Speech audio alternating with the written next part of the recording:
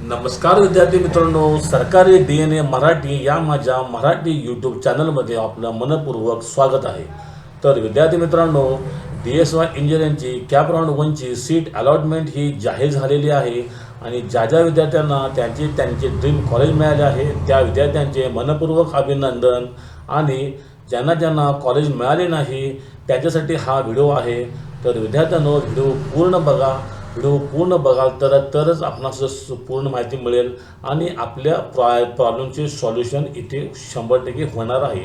तर विद्यार्थ्यांनो, आपण बघायचं आहे की आपण जो काही कॅप राऊंड 1मध्ये फॉर्म भरला होता तिथे आपण एक DSYचा हे डॅशबोर्ड बघूया किंवा आपण हे एक्झाम्पल देखील कॉलेज घेऊया. तर इथे आपण बघायचं आहे की विद्यार्थ्यांनो, समजा आपण 1 ते 10 नंबरपर्यंतचे कॉलेज टाकले असाल आणि ह्या 10 पैकी आपणास एकही कॉलेज मिळाले नसेल तर काय, अशा वेळी विद्यार्थ्यांनो आपण सेकंड राऊंडला पात्र आहात आणि आपण सेकंड राऊंडला फॉर्म भरायचा आहे.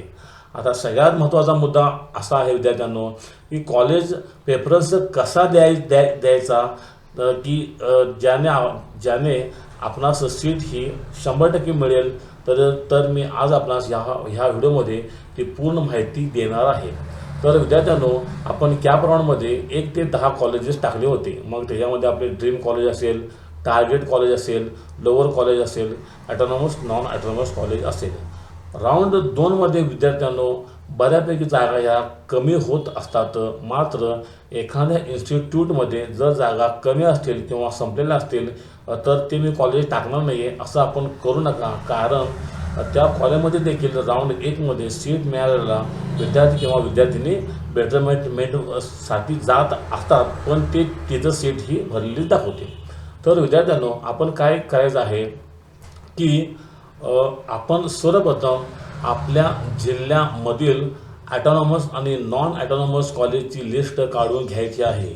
पहिला आपण ठरवायचं आहे की मी हॉस्टेलला करणार आहे का जाऊन येऊन करणार आहे किंवा लांब का जवळ, या गोष्ट पूर्ण आपण माइंडेड करून घ्यायच्या आहेत.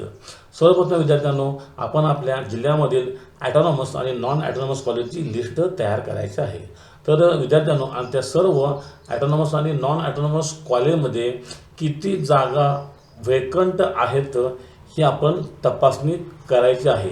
सगळ्यात महत्त्वाचा मुद्दा विद्यार्थ्यांनो की आपण DSY नंतर आपण BTech करत आहात, त्यामुळे आपणास एक चांगला पर्याय असा आहे की आपणास कोणताही ट्रेड घेण्यास आपण पात्र आहात. तर आपण जे कॉलेज टाकणार आहात त्या कॉलेजमध्ये आपण आपल्या ट्रेडचा जो आपला डिप्लोमा झाला आहे त्या ट्रेडच्या आसपास ट्रेड टाकायचे प्रयत्न करा. म्हणजे एखाद्याचं जर ENTC झालं असेल तर electronic telecommunication, electrical computer engineering, electronics अशा त्याच्या आसपासचे वगैरे कोर्स टाका. आपली लिस्ट तयार करत असताना ॲटोनॉमस नॉन ॲटोनॉमस अशी लिस्ट तयार करा. जास्तीत जास्त प्रेफरन्स टाका.